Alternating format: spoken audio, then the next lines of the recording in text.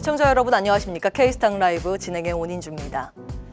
인간은 틀리는 걸 두려워하기보다 틀릴 수 있다는 가능성을 두려워한다. 오류의 인문학의 저자 캐서린 슐츠가 한 말인데요. 지금 시장도 그렇습니다. 지금 주식을 매수하는 것이 틀릴까 봐 망설이는 것이지 실제로 주가가 하락할 거라는 확신 때문은 아닐 겁니다. 행동경제학은 이렇게 이야기합니다. 불확실성은 리스크가 아니라 선택의 유예다. 지금 시장이 주저하는 이유도 마찬가지입니다. 리스크가 커서가 아니라 그 리스크의 정체를 정확히 알 수 없기 때문이겠죠. 지수의 최근 등락폭을 한번 볼까요? 3월 18일 이후 코스피는 방향을 잃은 듯 보입니다.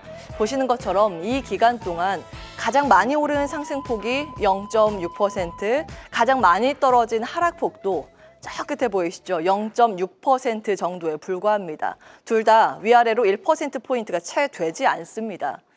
큰 방향보다는 눈치 보기가 이어지고 있는 건데요. 이유는 크게 세 가지 변수 때문으로 추정이 되죠.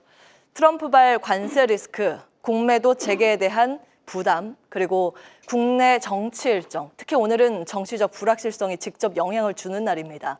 잠시 후 오후 2시 이재명 대표의 공직선거법 위반 항소심 결과가 발표될 예정이고 그 이후에는 윤석열 대통령 탄핵 관련 헌재 판단이라는 더 큰 정치 이슈가 남아 있습니다.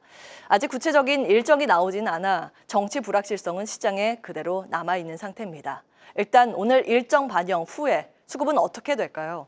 참고로 지난 24일 한덕수 국무총리 탄핵 기각 결론이 나온 이후에 수급의 변동은 있었습니다. 보시는 것처럼 10시를 기점으로 빨간 선인 외국인과 초록 선인 기관은 순매수로 돌아섰죠. 기관은 완전히 순매수라기보다는 매도 포지션을 줄이는 움직임을 보였습니다.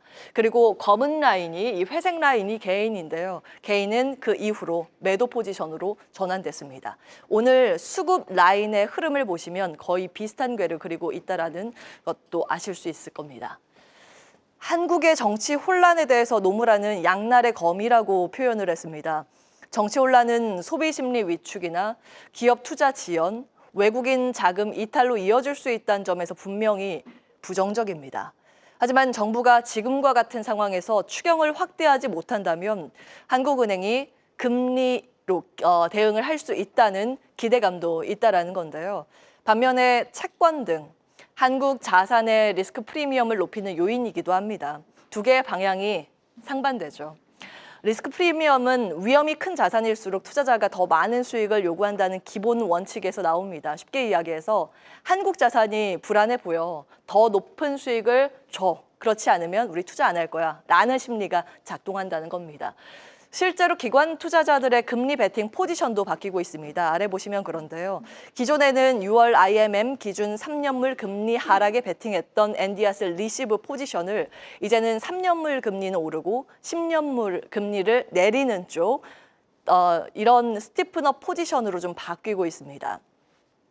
한마디로 정리하면 단기에는 불안정하겠지만 결국에는 장기로 가면 금리가 내려갈 거라는 기대가 여전히 살아있다는 이야기입니다. 정치적 혼란은 분명 시장의 부담이지만 이 정부의 대응 여력이 제한적이라면 반면에 한국은행의 금리 인하 가능성이 부각될 수도 있습니다. 노무라가 말한 양날의 검처럼 지금 시장은 리스크와 기회를 동시에 품고 있는 상황이죠. 그리고 그 시그널은 이미 기관 투자자들의 조용한 포지션 변화 속에서 드러나고 있습니다. 여기에 수급의 흐름도 좀 주목할 필요가 있습니다. 지수로 보면 시장이 방향 없이 멈춰 있는 것처럼 보이지만 외국인이 연속해서 사거나 파는 그런 업종은 정체된 시장에서 또 의미 있는 방향성을 주고 있을지도 모르겠습니다. 그래서 좀 정리해보고자 하는데요. 자, 보시면 지난주에 외국인은 코스피에서 2조 8천억 원 가까이 순매수를 했습니다. 그리고 나서 어제 종가 기준으로 보면 이번 주 들어서는 700억 원 순매도로 전환을 했습니다. 거래 대금이 줄어든 가운데 이뤄진 매도여서 체감하는 그 매도의 강도는 더 컸죠. 다만 잠시 후에 시황센터에서 보겠습니다만 오늘 외국인이 순매수로 방향을 틀고 있습니다. 이 표에서 보시는 것처럼 보통은 2조 원 정도 이 한 주간 외국인이 크게 매수를 하고 나면 그 다음 주는 규모는 물론 그 전보다는 크진 않습니다. 줄어들지만 통상적으로 연속해서 순매수를 가지고 가는 기조를 보실 수 있습니다. 이번 주도 금요일 기준으로 외국인 순매수로 저 파란색이 빨간색으로 전환되면서 마치게 되는지도 하나의 관전 포인트가 될 것 같습니다. 오늘 외국인이 파는 종목 한번 보실까요? 보시면 KB금융, 삼성전자, HD현대일렉트릭, 포스코홀딩스, 아모레퍼시픽 순으로 다 팔고 있는 상황입니다. 포스코홀딩스 같은 경우에는 어제 블룸버그 내용 좀 정리해드렸죠. 아시아 기업들이 채권 발행을 서두르고 있고 그중 한 기업이 포스코홀딩스라는 점 기억을 하시면 좋을 것 같고요. 오늘 사는 종목은 굉장히 명확합니다. 이 관세 우려로 덜어낸 자동차들 포지션을 담고 있는 상황이고요. 그 다음으로 한화오션, 삼성중공업 등의 한 주, 두 주 쉬었던 조선주를 담고 있습니다.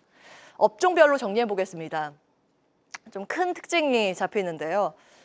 보시면 IT 가전을 최근 외국인이 12주 연속 순매도했고 화학은 8주간 팔았고 은행은 8주간 팔고 있는 상황입니다. 오늘 특히 이제 은행이 여기에 좀 포진이 돼 있는 상황이죠.